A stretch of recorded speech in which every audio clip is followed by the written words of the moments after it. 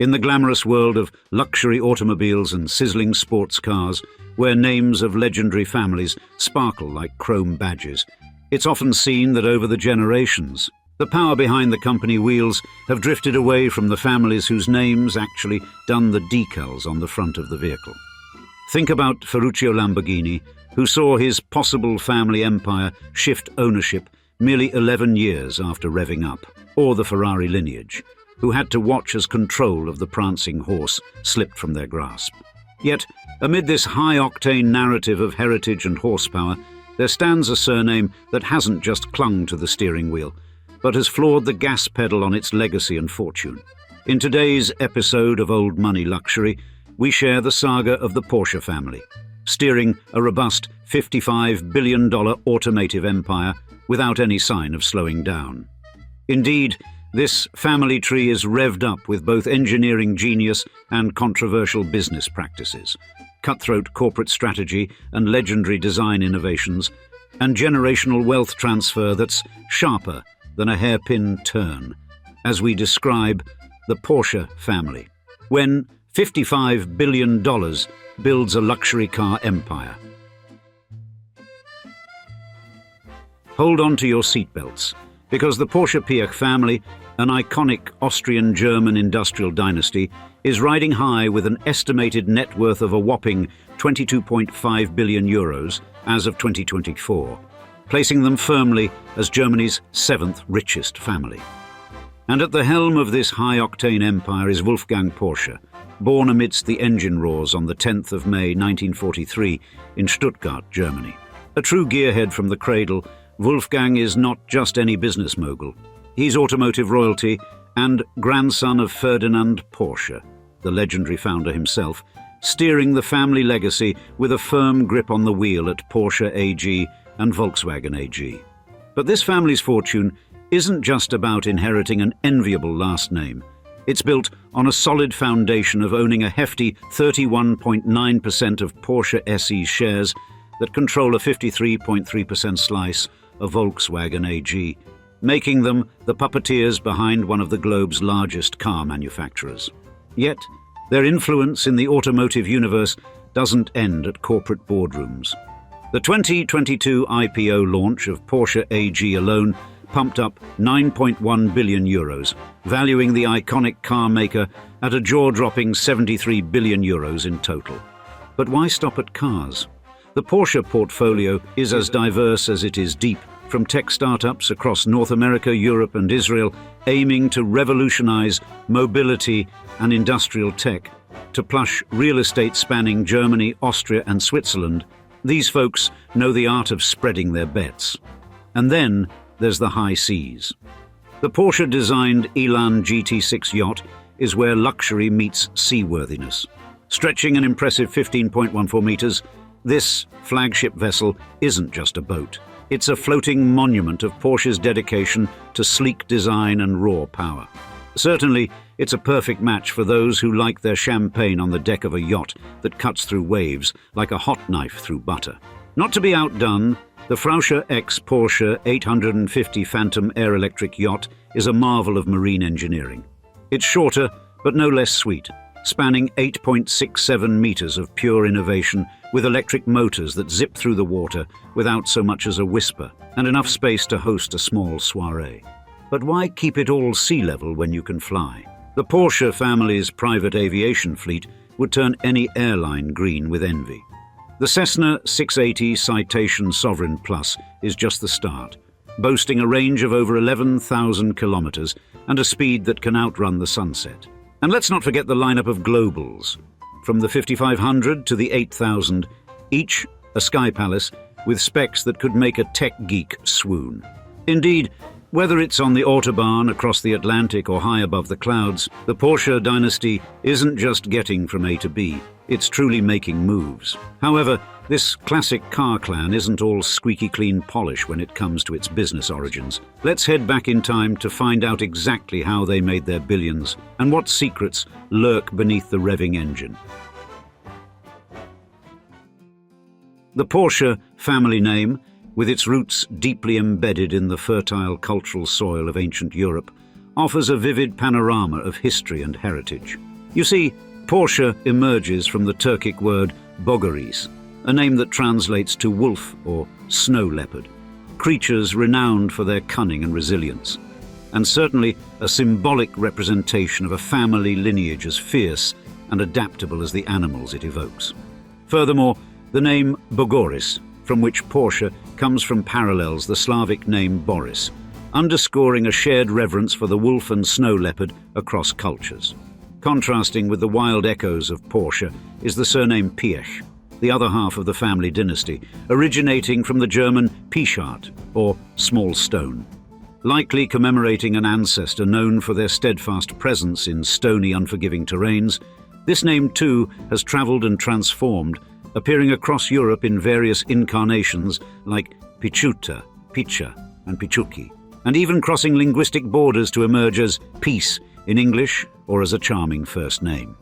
Amidst this swirling blend of backgrounds stands the first family patriarch, Ferdinand Porsche, born in 1875 in what is now Vratislavice nad Nisou in Czechia. The son of Anna and Anton Porsche, Ferdinand was a child with an insatiable curiosity for technology, kindled by his father's mastery in panel beating. And this early fascination would fuel his future, steering him towards creating some of the most iconic automobiles in history. Furthermore, his curiosity in electricity was particularly strong, and by the age of 13, Porsche was already installing electric doorbells, and by 16, he ventured into electrical lighting. Then, at age 18, he secured a position with Vienna's Bella Egger & Co., a role that not only honed his engineering skills, but also allowed him to take university classes, enhancing his understanding of electric drivetrains. At Bella Egger & Co., Porsche quickly ascended to head of testing, and his innovative work there soon earned him the Pötting Prize in 1905, recognizing him as Austria's top automotive engineer, yes, in the entire country. His growing renown consequently drew the attention of Austro-Daimler, where he became the technical director in 1906, significantly influencing the company's automobile range. You see, among Porsche's earliest ventures into automotive design was the 1898 electric car, the Lohner Porsche, which featured innovative wheel hub motors. Displayed at the 1900 Paris World Fair, even back then it was a precursor to modern electric vehicles, but Porsche didn't stop with electric innovation. He also explored hybrid technologies. His Semper Vivus combined battery power with a gasoline engine, pioneering the serial hybrid drive, a system allowing extended electric operation before switching to the combustion engine. Throughout his career, Porsche remained at the forefront of integrating electric and gasoline power, crafting designs that were both revolutionary and practical. However, it was his creation of the Volkswagen Beetle that would arguably be his greatest and most controversial legacy to the world. Before Ferdinand Porsche laid the foundations for the iconic Porsche car company, his engineering genius was already reshaping the automotive landscape. At Austro-Daimler, where he was chief designer from 1906 to 1923, Porsche's creative spirit and technical expertise came to the forefront, for it was here that he designed the Austro-Daimler Sascha, a lithe, four-cylinder racing car. Despite its modest 1.1-litre engine, the Sascha excelled in the grueling Targa Florio race in Sicily, showcasing Porsche's knack for engineering vehicles that punched above their weight.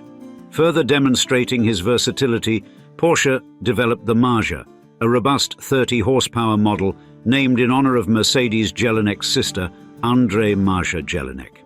And his efforts continued to bear fruit on the racetrack, with an impressive tally of 43 victories in 53 races for his 1922 design. Additionally, Porsche's tenure at Austro-Daimler wasn't just marked by racing success, he profoundly influenced the company's broader model range. His significant contributions earned him the position of managing director by 1916, along with an honorary doctorate from the Vienna University of Technology the same year. Then, in 1923, Porsche's career took a new direction as he joined Daimler Motorengesellschaft in Stuttgart, assuming roles as technical director and board member. There, he engineered several victorious race cars, including the formidable Mercedes-Benz SSK, a stalwart of 1920s motor racing. However, his proposal for a compact, efficient Mercedes-Benz car met resistance from the company's board, precipitating his move in 1929 to Steyr Automobile. His time there was cut short by the economic strains of the Great Depression, leading to his firing. Undeterred, Porsche's innovative spirit thrived as he founded his own company that would become the Porsche we know today in 1931, along with Dr. Anton Piëch, his son-in-law, and racing driver Adolf Rosenberger. Porsche's design genius was further highlighted in the 1930s with the inception of the Volkswagen Beetle, although this project is marred by its controversial origins. In 1937, Porsche joined the Nazi Party and later became an SS officer. His deep involvement with these organizations provided him significant advantages in his field, but also permanently linked his name to the Nazi regime. As an SS Oberführer, Porsche had direct access to top-level resources and support, leveraging his party connections for security and operations within his company. Thus, the development of the Volkswagen Beetle, originally termed the KDF-Wagen, or Strength Through Joy car, emerged directly from Hitler's vision of an affordable car for the average German worker. You see, this initiative was part of the Nazi regime's broader agenda to promote lifestyle enhancements under their rule. Therefore, Ferdinand Porsche was instrumental in turning Hitler's idea into reality, receiving a commission in 1934 to design what would later become one of the most iconic cars in history. The Beetle's design drew on existing ideas from various sources, including the work of Tatra and Hans Ledwinka and Joseph Ganz. However, it was Porsche's expert engineering that transformed these influences into a functional, mass-producible vehicle, strongly backed by Hitler. The project received substantial funding from the Nazi government, intending to highlight the regime's accomplishments through this new, accessible automotive technology. By 1938, the Beetle's initial prototypes were being produced, showcasing Porsche's ability to bring innovative automotive concepts to fruition. Yet, through it all, post-World War II, the Volkswagen Beetle transcended its Nazi-era origins, becoming a global symbol of economical and reliable transportation. It played a pivotal role in post-war Germany's economic resurgence and captured the hearts of millions worldwide, eventually embodying the freedom and spirit of the 1960s counterculture movements in the United States, in an ironic twist of symbolism. Indeed, its unique design and mechanical reliability elevated it to a cult status, marking it as a vehicle that not only survived but thrived beyond its initial political and ideological associations. And yet, for everybody younger than the boomer generation, Porsche as a company, and thus the family itself, is more connected to luxury cars and racing vehicles. In order to find out how the Porsche dynasty built that connection, let's flip to the next chapter.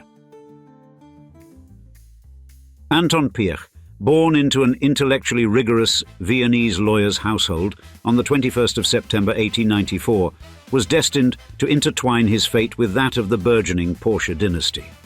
Growing up under the tutelage of his father, Anton Paul Piëch, young Anton was deeply influenced by a world of legal discourse, thus building a foundation for the child that would not only shape his career, but also prove pivotal in the destiny of the Porsche Piëch family. Consequently, inheriting his father's affinity for law, Anton pursued his legal studies at the University of Vienna, culminating in a doctorate of jurisprudence in 1922. His early career as a lawyer in Vienna was marked by high-profile cases and significant challenges that swiftly elevated his status within Austrian legal circles. And among his clientele were several Austrian Nazis, a controversial aspect that mirrors the shadowy historical ties of many German automotive companies, including BMW and the aforementioned Volkswagen. However, it was Anton's legal representation of Ferdinand Porsche that marked a defining moment in his career and the Porsche company's history. In the late 1920s, Ferdinand Porsche, then a celebrated technical director at Daimler-Benz, found himself embroiled in a contentious departure from the company. Intent on establishing his own engineering firm, Porsche faced a legal battle over his contract's non-compete clauses. an obstacle that threatened his future ambitions. Furthermore, Anton Piëch's engagement in this critical litigation went beyond professional duty. It was a crucial intersection of personal and professional realms that would cement his place within the Porsche legacy. Anton's adept handling of the case against Daimler-Benz not only highlighted his legal prowess, but also facilitated Ferdinand Porsche's ability to found his own company, what we now know as Porsche itself. But the victory in this litigation not only elevated Anton Piëch's reputation as a formidable lawyer, it also marked the commencement of his deeper integration into the Porsche family. By marrying Louise Porsche in 1928, Anton solidified his bonds both personally and professionally with the Porsche lineage. And this union was a strategic alliance that intertwined their destinies. With the establishment of Porsche GmbH in Stuttgart in 1931, Anton Piëch's role evolved to encompass both legal counsel and strategic investor, holding a 10% share of the new company. His legal acumen and strategic insights were thus instrumental during the company's nascent challenges, safeguarding its operations and guiding its evolution in a rapidly changing industry. And by 1937, Piëch's influence within the company had notably increased. He played a central role in the formation of Porsche KG, a limited partnership created to enhance the firm's operational scope. Yet, as World War II unfolded, Anton Piëch faced heightened responsibilities and challenges. For example, in 1941, he assumed the role of plant manager at the Volkswagen Werk plant in Wolfsburg, Germany, a facility integral to the Nazi war effort, tasked with producing Volkswagen vehicles. Under Piëch's oversight, the plant underwent significant expansion to also manufacture wartime materials, including the V-1 flying bomb. Additionally, Piëch's tenure at Volkswagen Werk is marked by the controversial use of forced labor. To meet the immense labor demands of the expanded operations, the plant employed a vast number of forced laborers from occupied territories. These individuals, including prisoners of war and civilians from various European countries, endured brutal working conditions, excessive hours, insufficient nutrition, and severe discipline. Therefore, Piëch's leadership at the plant, despite its perceived necessity according to the German leadership at the time, is critically viewed through the lens of historical scrutiny. His management capabilities were evident as he navigated the complex and demanding environment of wartime production. But Anton Piëch's legacy is thus a combination of professional achievements marred by moral dilemmas. And this complex legacy continued to influence the Porsche family's business undertakings long after his sudden death in August 1952. Following his passing, his wife, Louise, assumed directorial duties in Austria, perpetuating the Piëch influence in the family's corporate affairs, while their children would soon grow up to bring the Porsche dynasty to new heights. Amid the backdrop of the Volkswagen saga, two other Porsche family members, Ferdinand Anton Ernst Ferry Porsche and Ferdinand Alexander Butzi Porsche, were carving out their own niches in automotive history, transforming Porsche AG into a symbol of luxury and racing excellence. Specifically, their roles were instrumental in the development of iconic models like the Porsche 911, marking pivotal milestones in the evolution of the auto industry. First, Ferry Porsche, born in September 1909 in Wiener Neustadt, Austria, was also raised in an environment steeped in automotive innovation. His father, the aforementioned Ferdinand Porsche Sr., helped Ferry hone his knowledge through years spent at the family design office, where he was among the initial employees. But World War II brought challenges and opportunities for Ferry. With his father imprisoned, he assumed leadership of the family business. Yet, after the war, in 1948, in a small sawmill in Gmünd, Austria, Ferry bounced back and actualized his vision by creating the Porsche 356. This car was not merely another addition to the burgeoning roster of post-war vehicles. It represented the birth of the Porsche brand, being the first to prominently feature the Porsche name. As such, it was a crucial foundational element in the company's storied history. The 356 was pioneering on multiple fronts. Its design broke away from the norms of its time, featuring a lightweight, streamlined body that was rare in automotive design during that era. The rear engine configuration, which would become a hallmark of Porsche vehicles, was innovative for offering a lower center of gravity, enhancing handling and driving performance, a novelty that spoke directly to sports car enthusiasts. And in the broader automotive world, the Porsche 356's introduction was a landmark event. It challenged prevailing automotive manufacturing and design philosophies, emphasizing that sports cars could be both aesthetically pleasing and technically superior. Its success on the market catalyzed a shift towards performance-oriented sports cars among European manufacturers, influencing a generation of automotive design. Furthermore, under Ferry Porsche's leadership, the commitment of the company to motorsport was not only maintained but significantly intensified. Thus, Porsche's involvement in racing became a cornerstone of the brand's identity under his stewardship. The introduction of the 550 Spider marked the beginning of this era, but it was the development of the Porsche 917 that underscored the brand's racing pedigree. For example, the 917's victory at the prestigious 24 Hours of Le Mans in 1970 was an iconic moment to commemorate Ferry's belief in motorsports as a crucible for testing and refining road car technology. And this philosophy, that a car's true mettle is proven on the racetrack, became a guiding principle for the company. Therefore, Ferry Porsche's vision transformed Porsche into a brand celebrated not just for its luxury, but for its indomitable spirit in the competitive world of motorsport.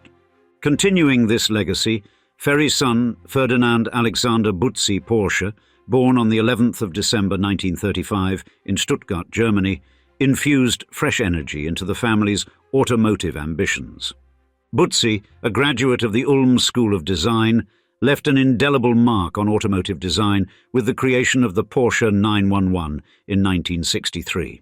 Conceived as a successor to the 356, the 911 was initially named the 901, but underwent a rebranding due to Peugeot's rights over car names with 3 digits, where the middle number is 0. And the 911 emerged as an instant classic, epitomizing Porsche's blend of technical brilliance and aesthetic appeal. You see, Butzi Porsche's philosophy of marrying functionality with simplicity in the design of the 911 created a vehicle that not only excelled in performance, but also stood out for its distinctive aesthetic appeal. Specifically, the rear engine layout of the 911 broke from conventional sports car designs, granting it unique handling characteristics and a robust sporting profile. Thus, this innovative approach didn't just redefine standards in car design, it solidified the 911's position as a central figure in the luxury sports car market. Indeed, the 911 remains a cornerstone of Porsche's identity, continually evolving over the decades while still retaining the essential attributes of Butzi's initial design. Today, the model exemplifies a blend of tradition and innovation, maintaining its revered status within the automotive community. Together, Ferry and Butzi Porsche have woven a legacy of innovation, performance, and stylistic excellence that continues to drive Porsche AG forward. Yet, as important as design is to the growth of a car company, without the business being handled, all the brakes get pushed. In the next chapter, we'll see how a specific family member turned Porsche into a global money-making behemoth. Ferdinand Piëch's tenure as the chairman of the Volkswagen Group from 1993 to 2002, and again from 2002 to 2015, was a period of transformative change, turning the conglomerate into one of the world's preeminent automobile manufacturers. You see, Piëch, who joined Audi in 1972, applied his strategic vision to revitalize the brand, enhancing its status to become a globally respected luxury automaker. And his significant contribution to the development of the Audi Quattro, an innovative all-wheel drive system, gave Audi a definitive competitive advantage in the market. During his second stint at the helm of Volkswagen Group, Piëch was pivotal in launching major initiatives, like the creation of the Volkswagen Phaeton. This luxury sedan was designed to compete with the world's elite, signifying VW's ambitious entry into high-end markets. Furthermore, he spearheaded the development of the Bugatti Veyron, a high-performance sports car that became a testament to Volkswagen's engineering capabilities. Piëch's role extended beyond conventional automotive design to influencing VW's strategic direction towards electric vehicles and autonomous driving technologies, sectors anticipated to dominate future mobility. His visionary approach laid the groundwork for Volkswagen Group's advancements in these critical areas. However, Piëch's leadership style was not without its detractors. Known for his assertive and sometimes domineering personality, Piëch leveraged internal rivalries to strengthen his own position, a tactic that often led to friction within the corporate hierarchy. Notably, this aggressive management style precipitated his confrontation with VW chief executive Bernd Pischetsrieder, whom Piëch replaced in a move that underscored his influential but contentious leadership. Beyond the boardroom, Piëch's personal life was equally complex and intertwined with dramatic family dynamics. He fathered 12 children across 4 different relationships, his familial affairs marked by liaisons that included relationships with his cousin's wife and other significant partners. These personal choices led to considerable familial strife, and his long-term relationship with Marlene Porsche ended when he left her for Ursula Plasser, a nanny with whom he had 3 children. But Piëch's enduring impact on the automotive industry and his strategic influence on Volkswagen Group's trajectory are undeniable. His leadership not only propelled VW to become Europe's largest car maker, but also positioned it as a formidable player on the global stage. Moreover, Piëch's legacy continues through his descendants, many of whom have taken roles within the industry, perpetuating the family's long-standing influence in the automotive sector. Now, Wolfgang Porsche, as the current chairman of Porsche Automobile Holding SE, has profoundly influenced the leadership and strategic direction of the company. His role extends beyond mere operational oversight to fundamentally defining Porsche's identity and shaping public perception of the brand.